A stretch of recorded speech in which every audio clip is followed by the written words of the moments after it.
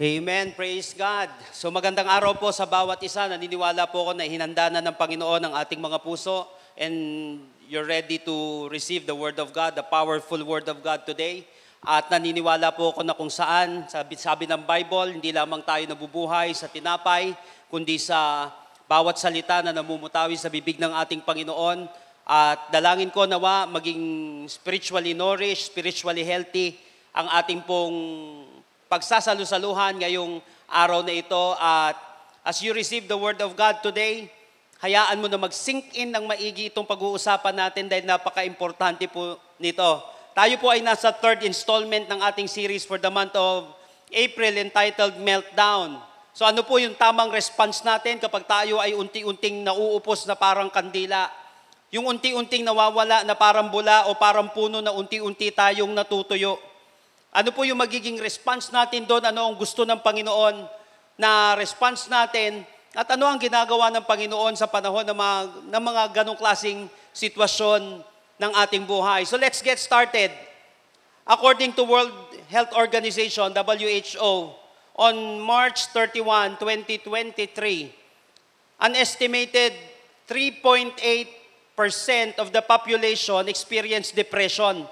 And that is 280 million people in the world. Ibig sabihin, nasa 200 million people in the world ay nakakaranas ng depression.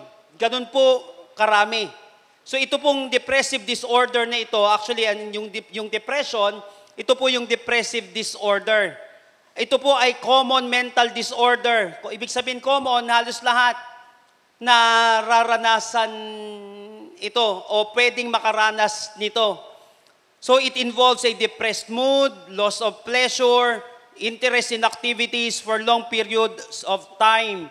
Ibig sabihin, kapag hindi iba yung depression sa regular mood changes o yung pakiramdam ng isang tao, hindi porket nalulungkot ka, ay depressed ako. Hindi ganun yon. So ibig sabihin, kapag tumatagal na siya, tumatagal na siya ang sinabi nila ng mga experts na sa 2 weeks, ito na ganun pa rin yung nararamdaman, malamang sa malamang ay nakakaranas ng depression na ang isang tao. Lalo na, ibig sabihin, wala siyang interes dun sa kanyang ginagawa, wala siyang interes pati sa buhay niya. O biruin mo, pahihintuin ka nito, unti-unting tinutunaw yung buhay mo, pati pangarap mo, nawawala. So para siyang isang asido, itong depression na unti-unti kang uubusin. Biruin mo, 280 million people in the world have depression. Kaya nga po ngayon, isa ito sa mga tinututukan ng mga tao kasi nga talagang pahihintuin ka nito, talagang tutunawin ka nito. Alam niyo po, the World Health Organization estimates that 150 million people in the Philippines have depression. Biruin mo yung estimate nila, 150 million people daw dito sa Pilipinas may depression. So, kapag sinabing depression, ito yung depressive episode na kung saan yung regular mood mo, nagpa-fluctuate siya. And they last for, alam mo yon, sinabi ko nga kanina, nasa 2 weeks. Ito halos araw-araw nararanasan mo ito for 2 weeks. Ibig sabihin, wala kang gana sa ginagawa mo, wala kang gana sa mga bagay-bagay, wala kang gana sa trabaho mo, wala ka ng gana sa pangarap mo, at wala ka na rin minsan gana sa buhay mo.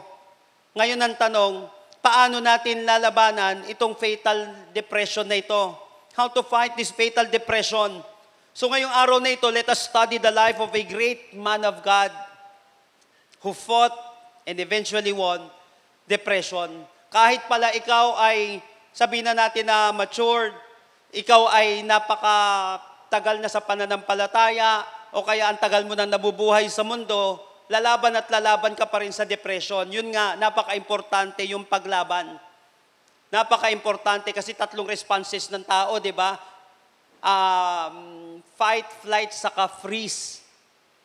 Kaya, hindi ka naman hintay niyan, tutunawin ka niya ng tutunawin hanggang sa wala ka nang magawa, hanggang sa lamunin ka na ng ganong klaseng emosyon, hanggang sa lamunin ka na ng ganong pangyayari.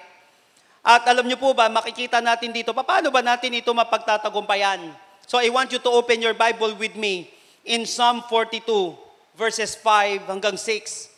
Psalm 42 verses 5 and 6. Ulitin ko. Depression is no respecter of person. Whether you are immature, mature, matanda, bata, babae, lalaki, may ngipin o wala, kahit na anong edad mo, halos pwede kang tamaan nito. But how to fight this fatal depression? Paano natin mapagtatagumpayan itong mapaminsalang depression na ito na talagang pababagsakin tayo? Psalm 42, verses 5 and 6. Verse 5, why are you depressed, O my soul? Why are you upset? Wait for God, for I will again give thanks to my God for His saving intervention. Verse 6, I am depressed, so I will pray to you while in the region of the upper Jordan, from Hermon, from Mount Mizar. So dito pa lang, actually yung last verse niya, ganito ulit yan, inulit niya ulit. Sa buong chapter, actually wala pa ng chapter ang Book of Psalm. Sa buong, buong paragraph niya o buong portion nito, buong passage nito, mapapansin natin na inulit niya ulit ito. So ganito talaga yung pangyayari. Actually, kung titignan mo pa lang sa verse 1 pa lang As the deer pants for streams of water, so I long after you. Pagdating ng verse 3, sinabi niyang ganun, alam niyo, pagkain ko lang, maghapon magdamag, umiyak, luha. Yun lang ang ginagawa ko, napansin niyo po, yun ang depression, talagang maghapon, magdamag, sunod-sunod, puro ganun na, yun nangyayari sa'yo, ay iba na yun, tutunawin ka na talaga nun. Wala ka na talagang magagawa. Kaya nga, why are you depressed, O my soul? Why are you upset? Sinabi niya dito, pagdating ng verse 6, I am depressed. The word depressed na binanggit dito mga kapatid in Hebrew is shakak. Yung shakak na yun, ibig sabihin to sink. Bring down, cast down. Biruin mo, lulunurin ka talaga nito, ilulubog ka talaga nito. At walang mangyayari sa buhay mo. Kaya nga sinabi, why are you depressed? Bakit bagsak? Bakit lunod? Bakit lubog? Anong nangyayari? So why are you depressed, O my soul? Alam niyo po ba, according again to WHO, depression is a leading cause of disability. Ulitin ko. Ang depression daw po is a leading cause of disability. Why? Because depression can cause difficulties in all aspects of life, including performance sa school, productivity at work, relationship with family, friends, and community. Biruin mo, apektado ang lahat ng yon. Researchers estimate that 12 billion productive workdays are lost every year to depression. Biruin mo, nalulugi dahil sa depression, $12 billion. Actually, yung anxiety lang daw, sinabi nila, $1 trillion kada taon ang nalulugi. Why, ang isang tao kapag ito tinamaan talaga, kinainan ng depression, mawawala sa trabaho yan, sa kalagitnaan ng trabaho niya. Ang daming sasabit na negosyo.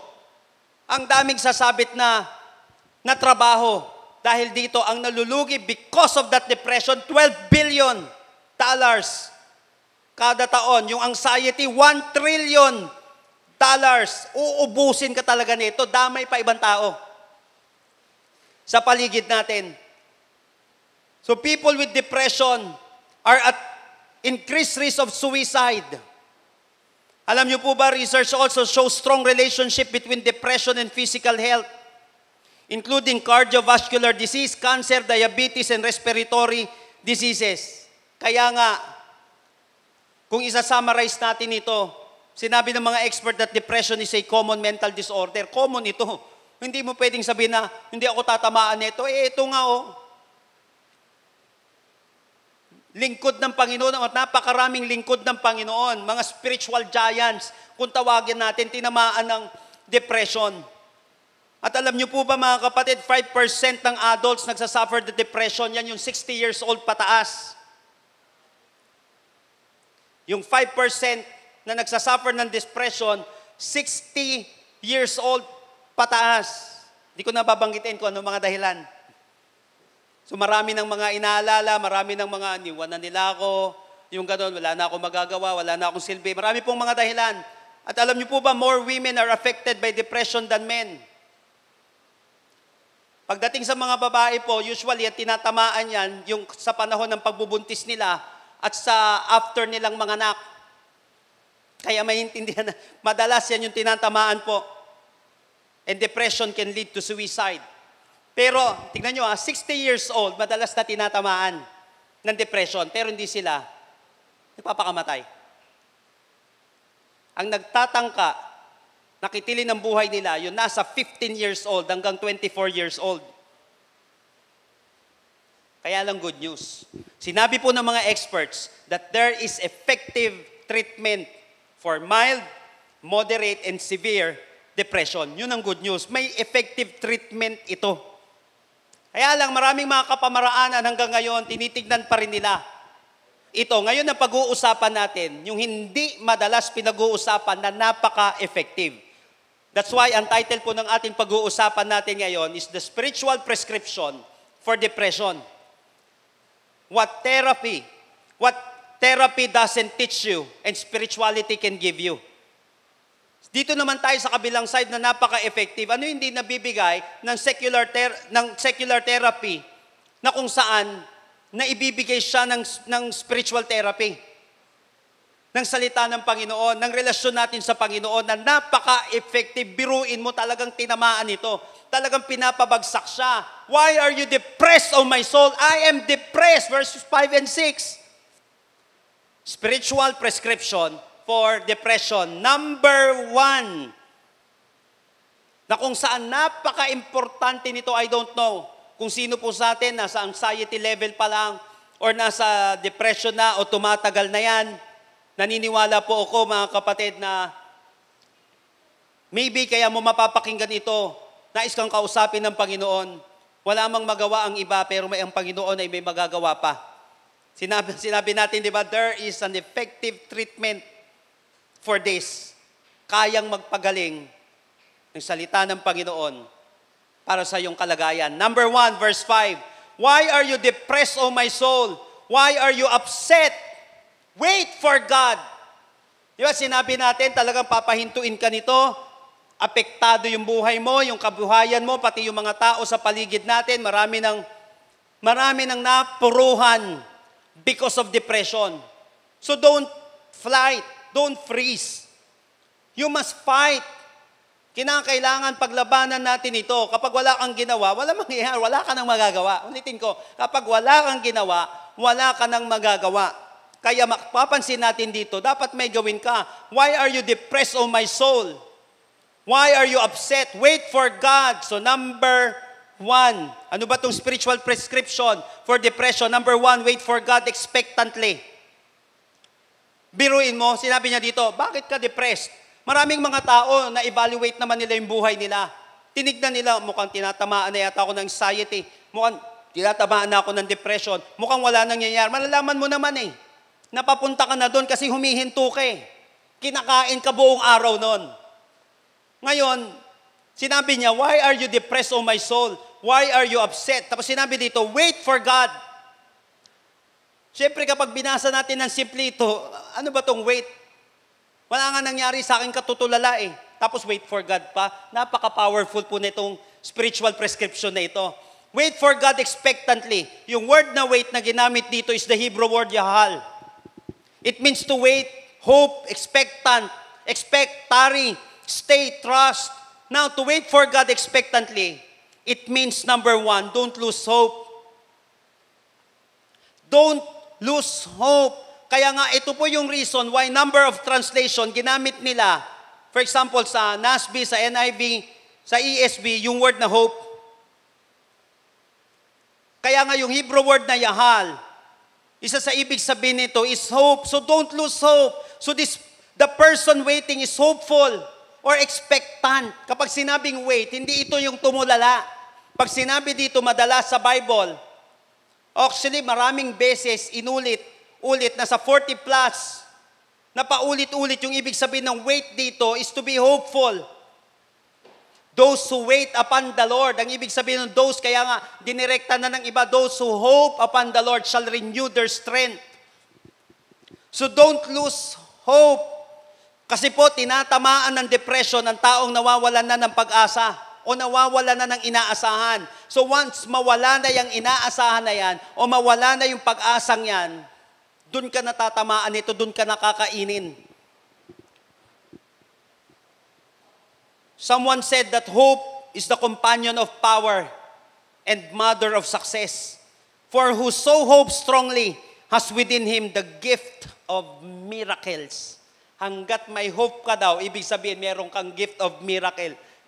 Kasi talaga may pag-asa pa eh. Kasi umaasa ka pa nga, may inaasahan ka pa. Kaya aayaw ang isang tao kasi wala na siyang inaasahan. Para sa kanya, end of the road na yon. End of the rope na yon. Pero hanggat nakikita mo na may, pambira, may liwanag pa sa dilim. Hindi pa ito yung, kumbaga, hindi pa ito yung wakas. Hindi pa ito yung huli. Alam niyo po, once you choose hope, anything is possible. Once you choose hope, anything's possible. Kapag pinili mo na umasa, na magkaroon ka pa rin ng pag-asa, lahat imposible. Kasi nga, for whoso hopes strongly has within him the gift of miracle. Hanggat umaasa ka, nagmi-miracle. Mapapansin mo, kaya nga sinabi ko, ang sikreto lang dito, huwag kang aayaw eh. Ito yung susunod natin dito mamaya. Sabi ni Robert Schuller, let your hopes, not your hurts, shape your future. Hayaan mo yung inaasahan mo, yung pag-asa mo, hindi yung hate mo. Yun ang mag-shape ng future mo. Kasi pwede tayong i-shape ng hindi magagandang pangyayari. Biruin mo, ano yung hindi magagandang pangyayari sa buhay mo? Alam mo ba? Pwede kang i-shape niyan. Kung ano yung hindi magandang nangyari sa pamilya mo, sa sarili mo, magiging ganyan ka na habang buhay. Alam mo naman yun eh, di ba? Pag kinain ka niyan, huwag mong hayaan na yung mga hurts na yan yung maging mold mo. Di ba? Yung mold mo, yung lalagyan niyan, di ba? Pa-triangle, tapos lalagay mo, yung magiging hugis niyan, pa-triangle na rin. O di ba? Pabilog yung mold mo, magiging pabilog na rin. So kung ano yung inaasahan mo, di ba? Umaasa ka, yun na mag-shape sa future mo. Pero kapag yung hurt, yung ginawang mold mo sa buhay mo, yun na magiging ikaw. Let your hopes, not your hurts, shape your future. Remember that when you have lost hope, you have lost everything. When you have lost hope, you have lost everything. Tapos na lahat. Nung nasa Japan kami, tinanong ko ano yung pinakamataas na crime rate doon. Sabi nila, suicide. Lalo silang problema doon sa ibang mga bagay. Pero yun, ganun, ang taas. I don't know, mapapanood ako ngayon nung kinausap ko na delay pa nga kami nung nakaraan sa biyahe namin kasi may biglang tumalon doon sa tren. Natural siya, araw-araw.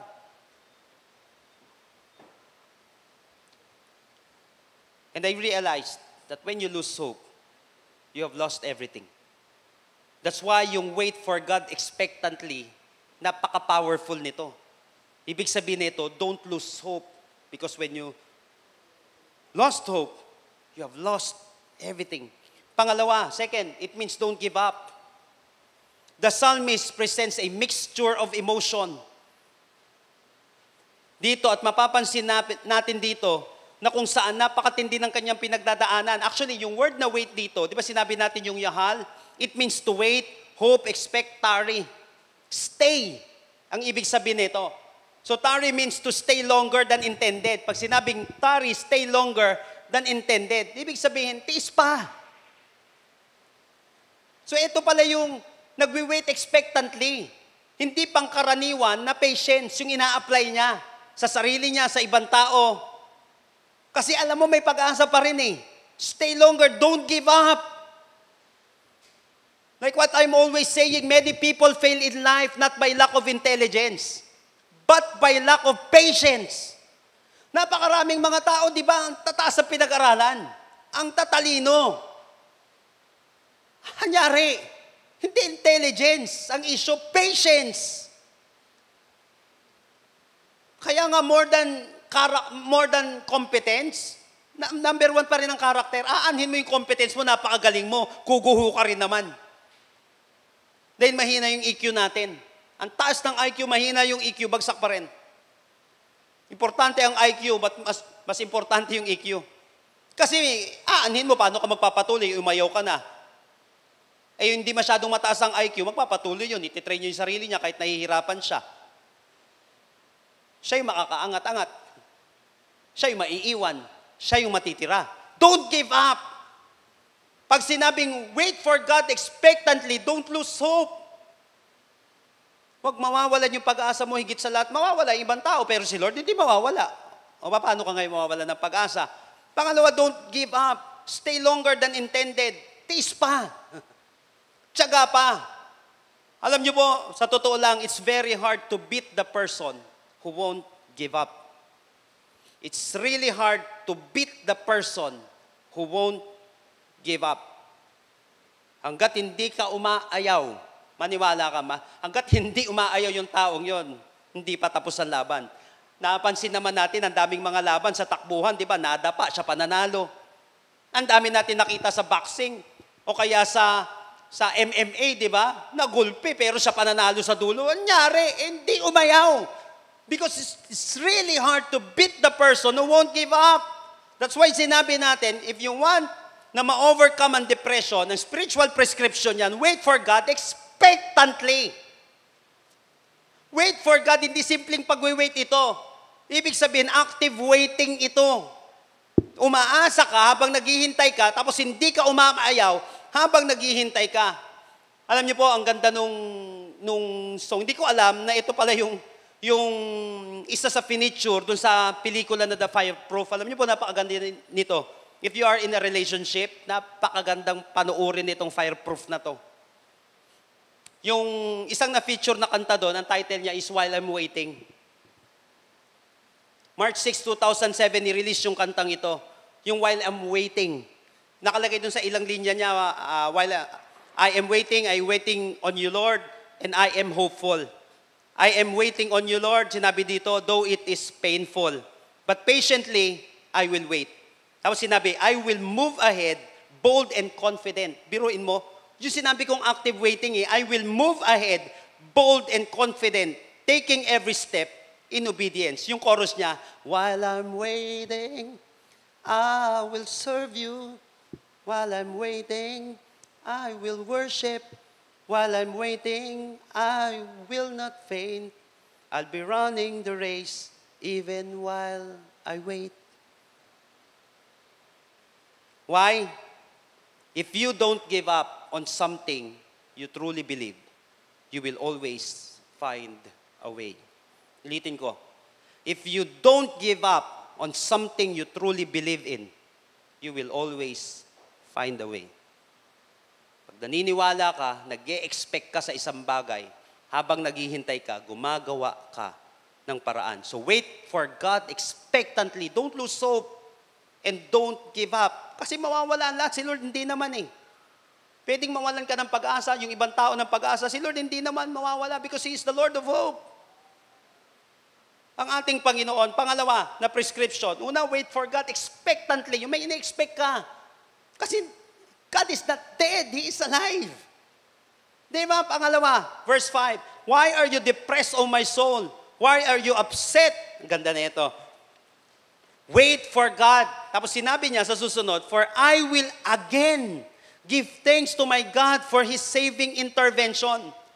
Pangalawang spiritual prescription pagdating sa depression.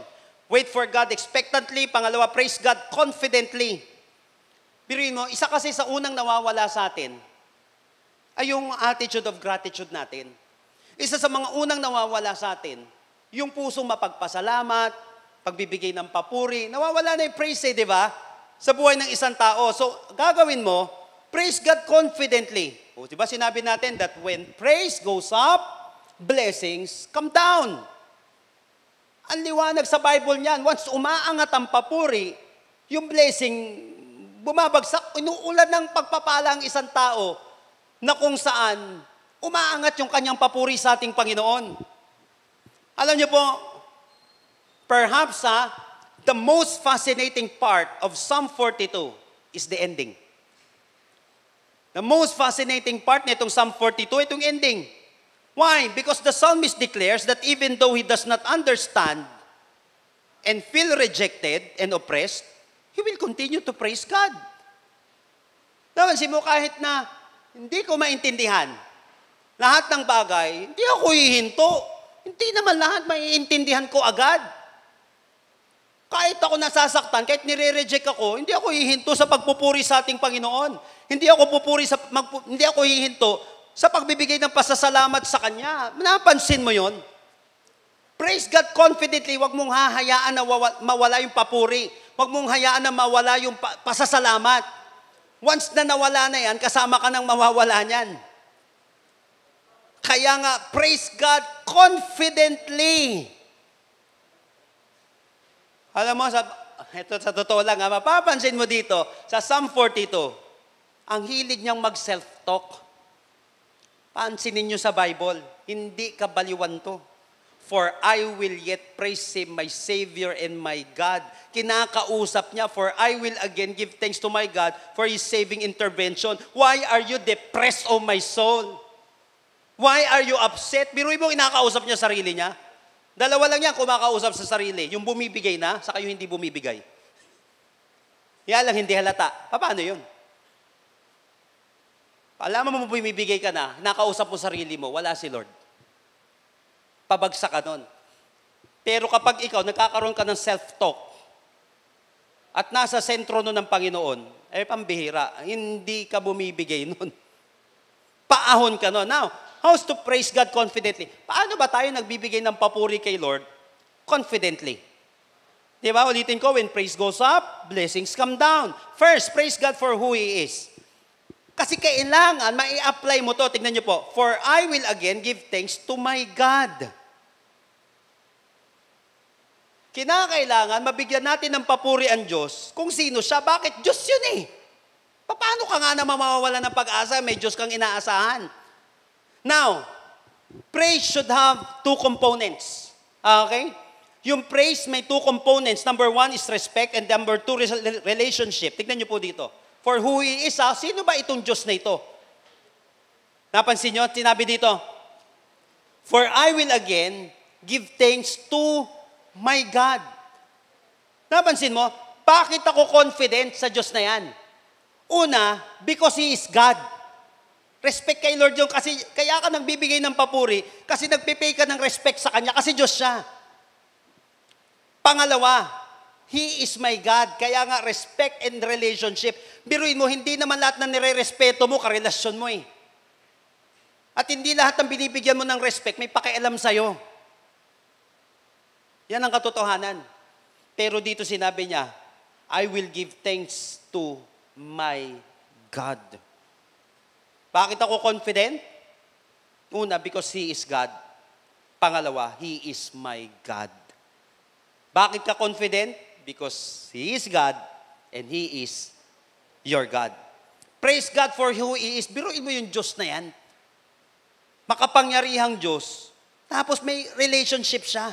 Second, praise God for what He can do. Tignan nyo verse 5. Why I am so sad? Why I am so upset? I tell myself. I tell myself. Wait for God's help. You will again be able to praise Him, your God, the one who will save you. Praise God for what He can do. Kaya mo naman hindi mo naman pupurihin yan, kundi naman mahusay yan eh. Ang binibigyan ng papuri, yung deserving. Ang binibigyan ng pagsamba, yung deserving. Deserving ba niya mabigyan ng pagsamba? Kung hindi, huwag mong sambahin ng Diyos. Wala ka naman palang tiwala eh. Hindi naman pala katiwa-tiwala si Lord eh. Don't do it. But kung mataas ang respeto mo sa Kanya at kilala mo ang ating Diyos, praise God for who He is and praise God for what He can do, the one who will save you. So the writer says that although he is sad and upset, he will still trust God to help him. Kahit na ganito ang nangyayari sa akin, magtitiwala pa rin ako na kaya akong tulungan ng Diyos kasi Diyos siya at kaya niyang gawin ito, kaya niya akong tulungan. Therefore, because of who He is and what He can do, for sure, God can do something great in your life. Maraming pwedeng gawin ng Panginoon sa buhay mo. So praise God confidently. Praise God for who He is. Sino ba kasi yan? Binibigyan mo ng papuri. Sino ba yan binibigyan mo ng atensyon kapag ikaw ay depressed? Kapag ikaw ay upset? Kapag ikaw ay bagsak? Sino ba ang naha-highlights? Yung jowa mo na sinaktan ka ng sinaktan at iniwan ka, niloko ka, o sino na Diyos mo? Sino naha-highlights? Sa panahon na nasasaktan ka. Di ba yung ibig sabihin ng Diyos, hindi lamang yung statwa, hindi lamang yung monumento na kung saan sinasamba mo, kundi tao, bagay, o sitwasyon na kung saan dun ka na nakafocus. Dun ka na nakasandal. Yun na yung mas binibigyan mo ng atensyon. Yun na yung mas binibigyan mo ng panahon. Praise God for who He is and for what He can do. Praise God confidently. Kapatid, tiwala lang kay Lord. Bigyan mo ng papuri yung Diyos na kaya kang iligtas. Bigyan mo ng papuri yung Diyos na kaya kang iahon. The one who will save you. Last but not the least, ito po mga kapatid, napaka-importanting component, napaka-importanting prescription, spiritual prescription pagdating sa depression. Verse 6, my soul is in despair within me. Therefore, I remember you from the land of the Jordan and the peaks of Hermon from Mount Mizar. Actually, itong tatlong linyang ito, napaka-importante. Nito, itong mga lines na ito na binanggit dito, napaka-importante. Number 3, remember God honestly. Remember God honestly. So kailangan, listen to this, malinaw sa'yo na kailangan mo talaga ang tulong ni Lord. Ulitin ko ha, kailangan malinaw sa'yo na kailangan, desperado ka talaga sa tulong ng Panginoon. 2 things here. Number 1, first, be honest with yourself. Kapag ikaw ay dumadaan sa mahirap na sitwasyon, depression man yan, anxiety o anumang bagay, first, be honest with yourself. My soul is in despair within me. Naku, makinig ka maigi dito. Sinabi sa NASB, sinabi sa New English Translation, I am depressed. Napansin mo, naging honest siya sa kalagayan niya sa buhay. Question, do you lie to yourself? Minsan, madalas, and whatever the answer, you're not alone. Why? Maraming mga tao sinungaling sa sarili nila.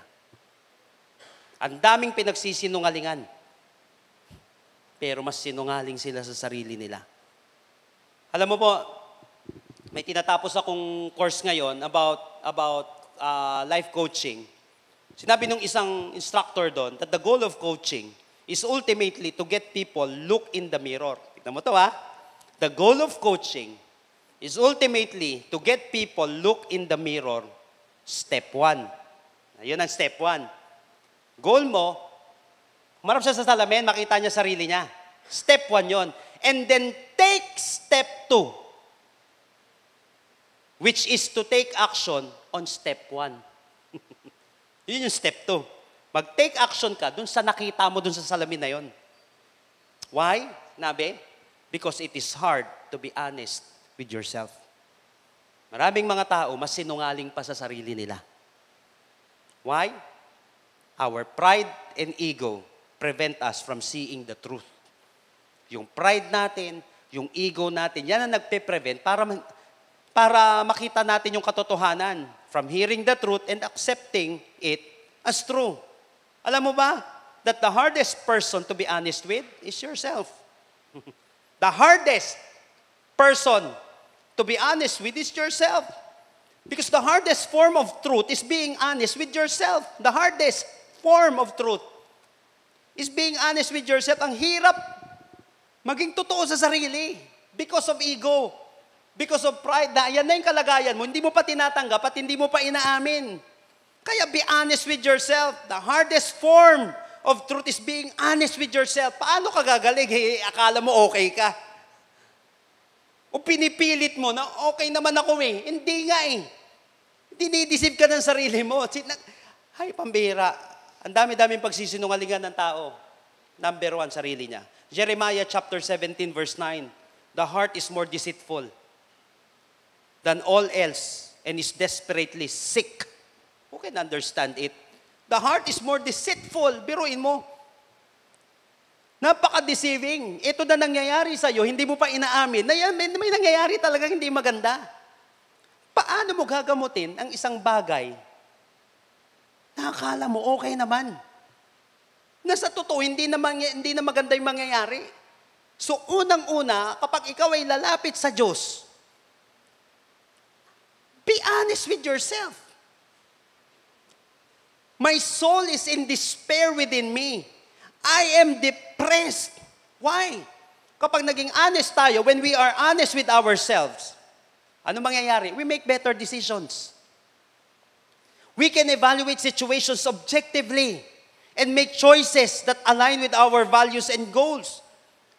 Once na ikaw ay honest na sa sarili mo, halimbawa, nakikita mo, may mga tao, labo-labo na ng mata. Hindi, wala yan. Oh. Hindi ngayon magpapatreat yan sa mata niya. Kasi ganun ako dati, pero mambihira, mukhang hirap na akong magpumara na sasakyan dati. Aminin ko na, dilalapit ka sa doktor kasi kailangan mo ng tulong. Kasi madalas ang tao, sinungaling sa sarili niya. Hindi siya honest, kaya hindi siya natitreat. Kaya nga, when we are honest with ourselves, we make better decisions. Alam mo, marami ngayong, may binili akong isang libro, shout out kay Raymond de los Reyes. Yung 8 bobong paraan para yumaman. So yung iba naman na nakikriticize yun, kasi baka hindi pa nila nababasa. Sinabi niyo nun, paano kaya yaman, bobong paraan para yumaman? Ano ibig sabihin nun? Sinabi niyang ganun, bobo na nga ako tapos ma-pride pa ako. Mahina na ako, dapat makikinig ako. Kasi mahina na ako mahirap ka na, ma-pride ka pa. Wala ka nang alam, ikaw pa yung unang hindi natututo. Dahil alam kong mahina ako, dapat ako makinig. Kasi mahina ako Kasi ganito yung nangyayari sa buhay ko Maraming mga tao, ganyan na yung kalagayan nila sa buhay, ma-pride pa. Ano mangyayari? Nakuha po natin yon. So when we are honest with ourselves, we make better decisions. Mas tama yung magiging decision mo kasi alam mo yung tunay mong kalalagayan. Nakuha po natin yon. So be honest with yourself. Gusto ni Lord, pag lumalapit tayo sa Kanya, honest tayo. Ano yun? Si Lord papagmamalakihan natin. Second, na ibig sabihin nito, tingnan nyo, ang ganda nito. Verse 6, I am depressed. Why? So, tingnan nyo I am depressed. So, I will pray to you. While in the region of the upper Jordan, from Hermon, from Mizar. Alam mo, pag binasa mo to, parang wala lang minsan, lalo yung mga lugar-lugar.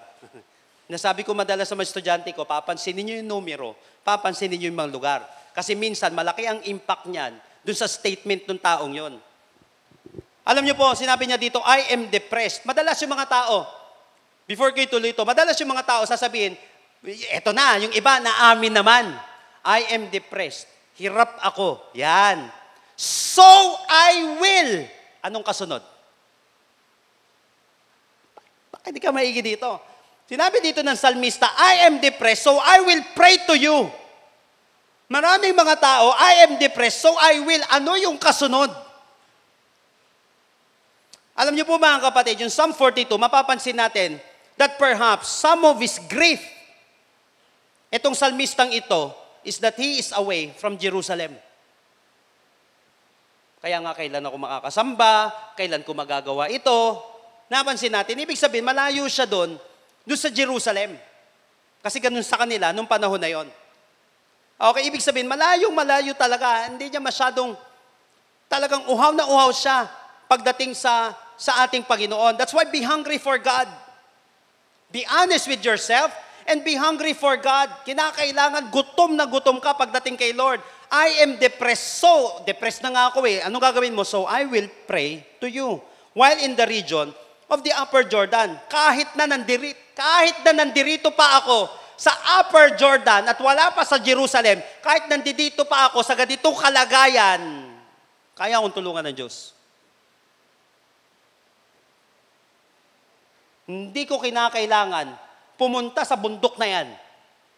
At hindi ko kinakailangan pumunta sa lugar na yan para na maikwentro ko ang Diyos. I am depressed, so I will. Ganda nung sinabi nung libro ni John Piper. Sabi ni John Piper sa kanyang libro, A Hunger for God. Tignan niyo po ito. Ganda na ito. Our appetites, listen dictate the direction of our lives. Our appetites dictate the direction of our lives. Whether it be the craving of our stomachs, the passionate desire for possessions or power, or the longings of our spirit for God. But for the Christian, the hunger for anything besides God can be an arch enemy. While our hunger for God and Him alone is the only thing that will bring victory. Our hunger for God and Him alone is the only thing that bring victory. Our appetites dictate the direction of our lives. So I will pray to you. Sinabi dito, saan ka ba gutom? Napansin niyo po? Ano ba yung craving mo kapag ikaw ay depressed? Kumain sa lahat ng restaurant? Ano bang craving mo? Ibaon yung sarili mo sa isang lugar na yan? Ano ba ang craving mo? Sirain yung buhay mo habang sinisira? May battle na eh. May battle ka na. Internally, may battle ka pa. Externally. Sira na yung kalooban mo, sisirain mo pa yung buhay mo. Our appetites dictate the direction of our lives. Kaya kapatid, ano yung hunger mo sa panahon na nahirapan ka? Pambira. Sa panahon na lubog kayo financially, saan ka gutom? Sa panahon na napakalungkot mo, ano yung hunger mo? Our appetites dictate the direction of our lives. Kung ano yung gutom mo, ano yung kinakain mo, yung mangyayari sa'yo bukas. You are what you eat. Our appetites dictate the direction of our lives. Kaya tignan nyo, balik ako verse 6. I am depressed, so I will pray to you. Kasi listen, crucial ang action mo after ng acceptance. Tignan niyo po yung text. Ulitin ko crucial ang action mo after ng acceptance. Unang linya, I am depressed, acceptance. Ano susunod mong action? So I will. I am depressed, so I will. Ulitin ko inaccept mo na. Malaking bagay na yon. Ano yung action mo after ng acceptance? Crucial yun. Yung iba, I am depressed, so I will. Magjojowa ako kasi depressed ako. I am depressed, so gaganti ako. I am depressed, so magtatago ako. I am depressed, so susuko na ako. Again, crucial ang action mo after ng acceptance. Nung inamin mo na ganyan yung kalalagayan mo, ano yung susunod na action mo? Yun yung crucial. Inamin mo nga yung kalagayan, ano yung susunod na action mo? Again, our appetites dictate the direction of our lives. After ng acceptance, ano yung magiging action mo? Kaya nga, remember God honestly. Napaka-importante ng part ni Lord dito. Of course, aminin mo sa sarili mo na kailangan mo ng tulong kay Lord. Napaka-importante ng acceptance. Huwag kang magsinungaling sa sarili mo. Dahil ang gusto ng Panginoon, totoo tayo sa sarili natin na kailangan natin siya at talagang gutom na gutom tayo sa Kanya. Again, kung ano yung appetite mo, yun na magdidictate ng direction mo sa buhay. Papunta ka siya kay Lord. Yung appetite niya kay Lord, edi aayos ka. Ano yung gutom natin sa panahon na depressed tayo? Saan ka papunta? Again, as I end this. Psalm 42 verses 5 and 6. Tignan niyo po. Why are you depressed, O my soul?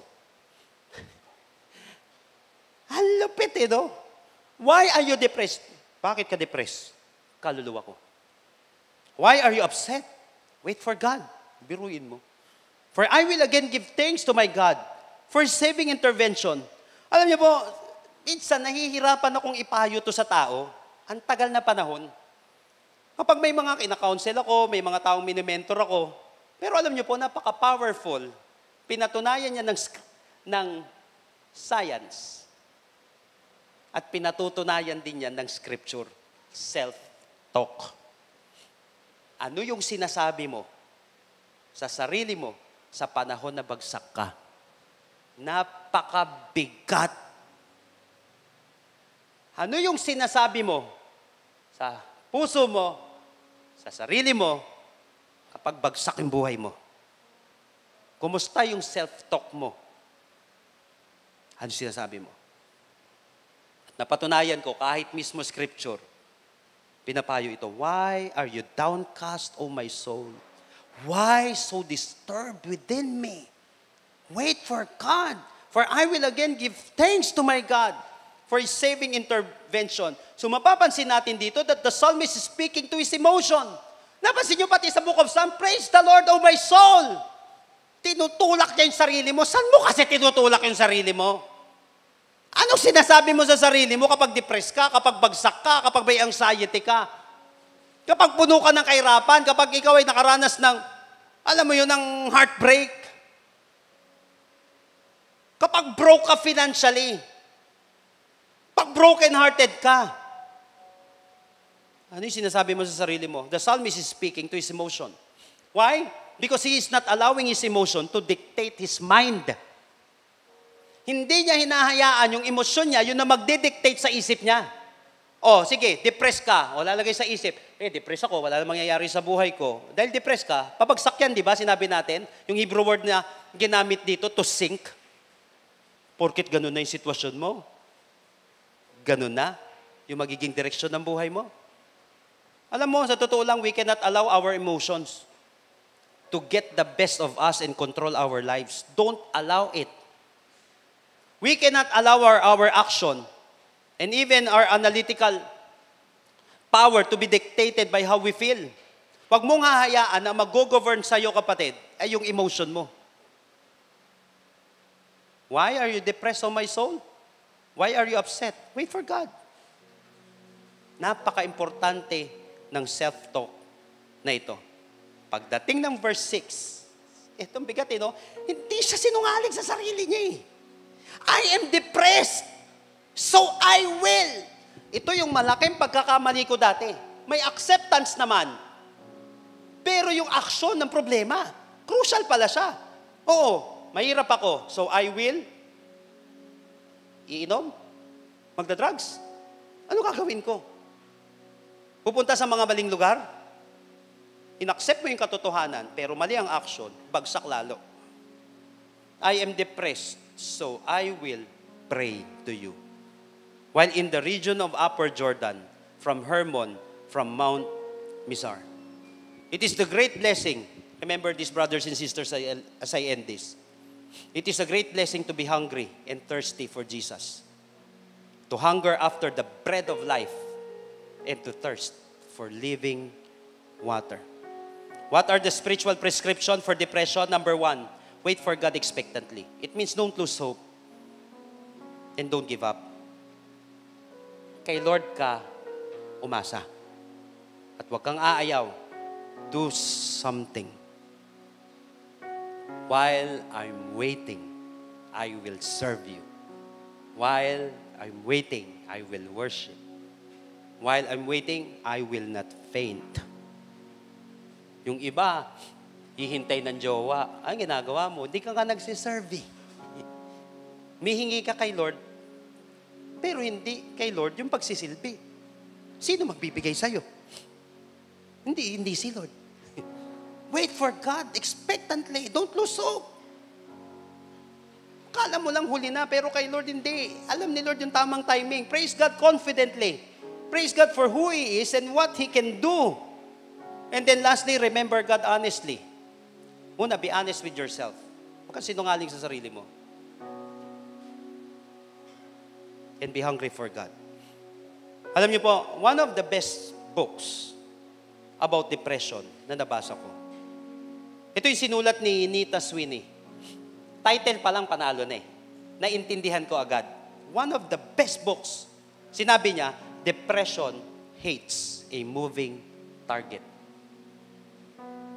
Titin ko depression hates a moving target. Kaya pala, sinabi niya, maghihintay ako kay Lord. Why are you depressed, O my soul? Why are you upset? Wait for God. Remember God. May ginagawa siya. Kasi depression hates a moving target.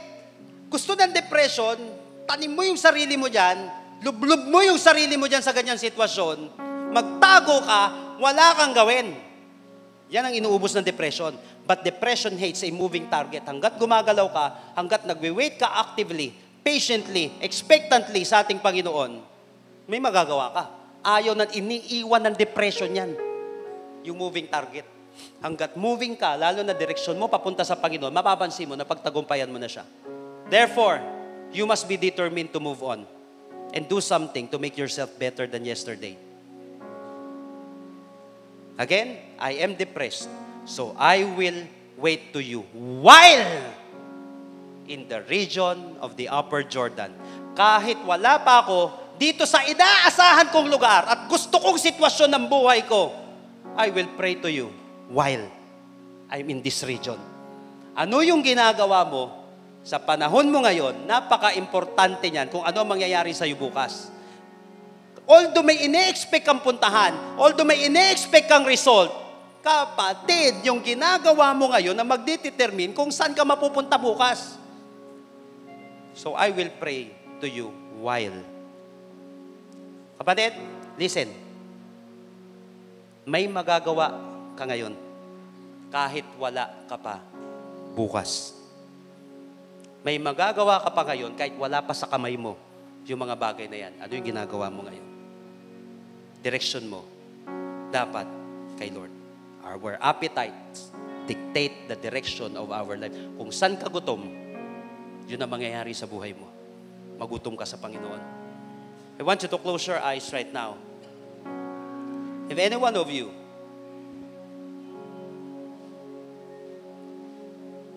right now, kapatid, dumadaan sa anxiety, depression, you are sinking sa isang sitwasyon, may spiritual prescription ng ating Panginoon. Again, depression hates a moving target. Anong gagawin mo? Iniiwan pala ng depression yung moving target. Wait for God. Expectantly. Praise God confidently. And remember God honestly. Remember God honestly. Aminin mo, at yung susunod mong aksyon, crucial yun. So I am depressed, so I will pray to you. Sino ngayon, kapatid, na intindihan mo tong mensahe natin ngayon at mas gusto mong lumapit kay Lord? Naniniwala ka na yung Diyos na gumawa ng katawan mo ay siya ring Diyos na kayang magpagaling sa mga pinagdadaanan mo. Kung ano yung gutom mo, yun ang magdidictate sa direksyon mo. If you are this person right now, and you want to be hungry for God, you want to praise God for who He is and what He can do in your life, at you want to wait actively, yung nagwi-wait ka pero may nangyayari po sa buhay mo. If you're this person right now, at naniniwala ka si Lord lang, makakapagbigay ng direksyon at makakapagpagaling sa'yo, unahin mo siya sa buhay mo. I want you to pray this prayer with me right now and make it your personal prayer. Kung naunawaan mo yung mensahe natin ngayong gabing ito, and I believe, ngayong araw na ito, that after this, your life will never be the same again. At makikinig sa'yo si Lord at willing siya. Kapatid, tell it to Jesus right now, Lord Jesus, Lord Jesus, come into my life. come into my life. I surrender my heart to you. I surrender my heart to I you. admit that I'm a sinner, I admit that I'm a sinner, but I believe that you are my Savior. but I believe that you are my Savior. Starting today, Starting today, be the Lord of my life. be the Lord of my life. Heal me. Heal me. Save me. Save me. In Jesus' name, In Jesus' name. Amen. Amen. Kapatid, after this, gumawa ka ng mga bagay. Humakbang ka sa ikalalago ng spiritual life mo. Hindi ka mabibigo kay Lord. Ingatan mo, kapatid, kung ano yung nagiging appetite mo. yung mga gutom mo sa buhay habang ikaw ay nahihirapan at dumadaan dyan sa karamdaman na yan. He will come and save you. Mahal ka ni Jesus. Lord, I pray right now for peace of mind. Lord, yung ino-offer mo sa Bible, Panginoon, peace which transcends all understanding. Lahat ng lumapit at lumalapit sa iyo ngayong araw na ito, I pray for shalom, O God. Peace and prosperity, Lord. In the name of Jesus, peace which transcends all understanding. Hindi maipaliwanag ng iba, maging kami minsan, Lord, paano namin nararanasan yung kapayapaan na ito? In Jesus' name. In Jesus' name. Lord, ibalik mo po, Panginoon, yung gutom namin sa iyo. Balik mo po, Panginoon, yung pagpupuri sa aming mga labi. Yung pasasalamat na nawala. Yung papuri na nawala. Dahil sa aming pinagdadaanan.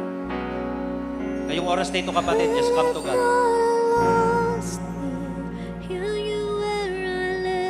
Ikaw at ang Panginoon ngayong oras na ito. Depression hates a moving target. I am depressed, so I will pray to you while habang nandito ako, lalapit ako kay Lord. Habang wala ka pa sa inaasahan mo, andito si Lord. Habang wala ka pa sa pinapanalangin mo, andito na si Lord. So I will pray to you while in this region, while I am in this situation. Crucial, kapatid, kung ano ang ginagawa mo ngayon para sa mangyayari sa iyo bukas. Maraming mga tao may inaasahan bukas pero walang ginagawang tama ngayon. Tama, nakakalungkot kasi wala ka pa dyan eh. Wala pang nangyayari sa iyo. Pero crucial yung ginagawa mo ngayon.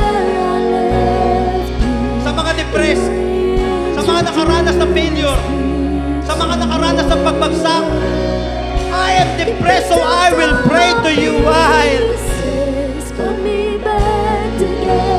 I am in this situation, Lord. Be hungry for God. Be hungry for Jesus. Your appetite will dictate the direction of your life. I will again praise the Lord. Napaka-importante nung again na yon. Balik mo yung dati mong ginagawa kay Lord. Balik mo yung dating gutom mo kay Lord. Balik mo yung dating sinasabi mo kay Lord. Balik mo yung dating tiwala mo kay Lord. Ano yung mga nawala? Ang ginagawa mo dati. Where I will again praise the Lord. I will again worship the Lord. I will again give thanks to the Lord. Ibalik mo yung sarili mo sa tamang sitwasyon. I am depressed. So I will come to you. I will pray to you. Just come to Jesus. Wherever you are. Whatever the situation is. Come. I will praise the Lord once again. Ibalik mo yung awit sa iyong mga labi. Ibalik mo yung mapagpasalamat na puso. Stop magnifying your depression. Stop magnifying your anxiety. Stop magnifying your failure. Magnify Jesus.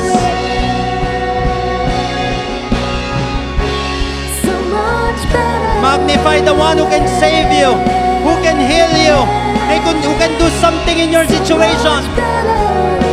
Magnify Him. Praise Him. Oh Lord. Oh Jesus. Somebody in this place right now, pinapagaling ka ng ating Panginoon.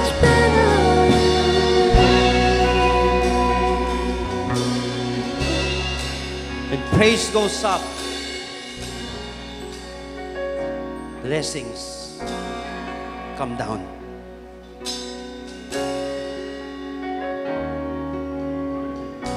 Bumabagsak, umuulan ng pagpapala. Umuulan ng kagalingan ngayong araw na ito. Umuulan ng pag-asa. Tanggapin mo ang biyaya. Galing sa Diyos na sinamba mo. Galing sa Diyos na inaasahan mo. Salamat po, Panginoon. Purihin ka ng pusong ito na dumadaan sa pagsubok. Purihin ka, Panginoon, ng pusong ito na nakaranas ng failure. Purihin ka, Panginoon, ng buhay na ito, Panginoon, na nakaranas ng pagkalugmok. Why are you depressed, oh my soul?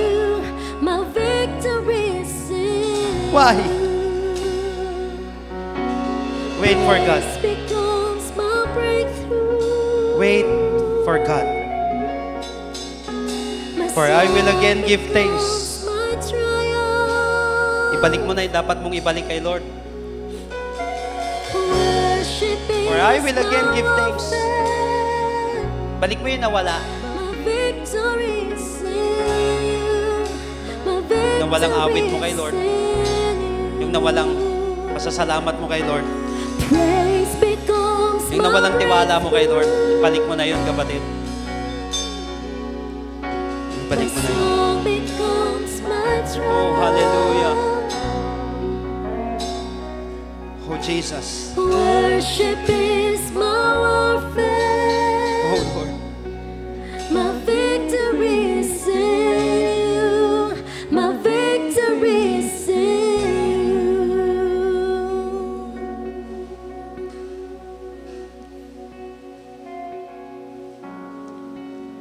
Panginoon, realidad man ito, Panginoon. Kahit na sa mga mature na tao, kahit na sa mga masugid na lingkod mo, Lord, minsan parang nakakahiyaman sa amin, Panginoon. Pero Lord, hayaan mo po na matuto kami, Panginoon, na harapin yung mga ganitong sitwasyon ng buhay namin ng tama. Salamat, Panginoon, dahil may solusyon ang lahat ng bagay. Salamat po. Sa lahat ng paglubog na ito, sa lahat ng mga pangyayaring nangyari sa aming buhay, naniniwala kami, Panginoon, na may pag-ahon. So we will wait for you expectantly, Lord. We will wait for you. We will praise you, Lord, confidently. And we will always remember you, honestly, Lord. A-accept namin yung pangyayari. Pati a-admit namin, Lord, na makapangyarihan ka, Panginoon. Salamat po. Ngayong araw na ito, salamat dahil may binigyan ka ng kapayapaan, may pinagaling ka, Panginoon. May miracle kang ginawa sa buhay ng bawat isa. Ngayong oras na ito, kapatid, huwag mong hahayaan na mawala ito. Again, depression hates a moving target. Gawin mo yung spiritual prescription na ito. Makikita mo, kapatid, na pakinabangan mo yung mga bagay na nakasakit sa iyo dahil sa ating Panginoon. Right now, people of God, I want you to receive these blessings which God promised in Numbers chapter 6. I want you to remember that you are an asset and not a liability. You are blessed and not cursed because of our Lord Jesus Christ. Receive this right now. At the Bible said, kapag ni-receive mo ito, mga kapatid, it will be yours. Right now, people of God, may the Lord bless you and take care of you. I receive. May the Lord be kind and gracious to you. I receive. May the Lord look on you with favor and give you peace. I receive. Lord, you receive all of these blessings today. In Jesus' name. And everybody shout aloud, amen and amen. Jesus loves you so much. See you next week.